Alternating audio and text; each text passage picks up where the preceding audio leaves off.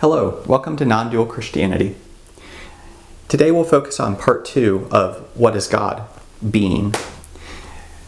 We'll look at scriptural evidence for being, primarily through God being portrayed as the creator, which makes sense because as we explored in part 1, more the philosophical foundation, anything that exists cannot come from non-existence.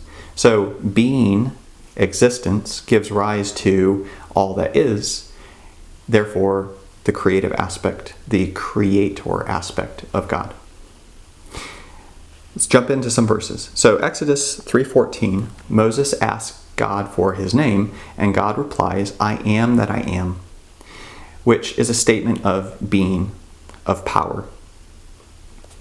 Romans 1:20, for since the creation of the world, his invisible attributes, that is, his eternal power and divine nature, have been clearly perceived, being understood by what has been made.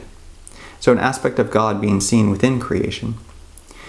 Acts 17:24 and 25, a phrase from that. He himself gives to all people life and breath and all things. John 17:5, and now, Father, glorify me together with yourself with the glory which I had with you before the world existed, outside of time. John 17:24, a phrase from the end of that. You loved me before the foundation of the world. Psalm 102:25 to 26. In time of old you founded the earth, and the heavens are the work of your hands. Even they will perish, but you endure. All of them will wear out like a garment. Like clothing you will change them, and they will pass away. 1 Corinthians 8:6. Yet for us there is only one God, the Father, from whom are all things, and we exist for him.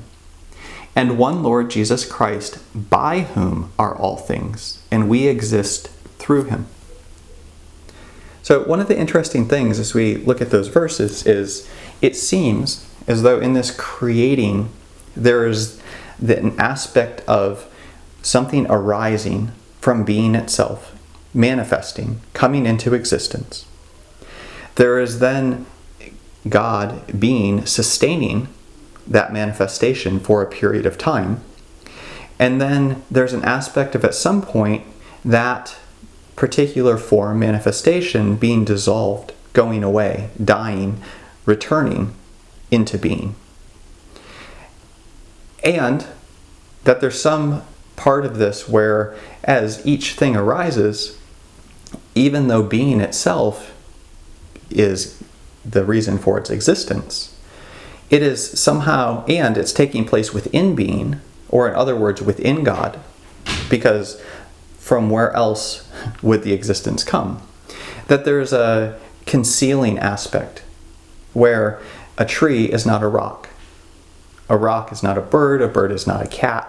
So there's this concealing aspect of the divine within all things, even as all things are arising from the divine. It's really kind of similar to the current, electric current, or the candle that we talked about in part 1, where when the divine being withdraws from a particular form, the form no longer exists. And what we'll explore in the next part is the link between being and consciousness.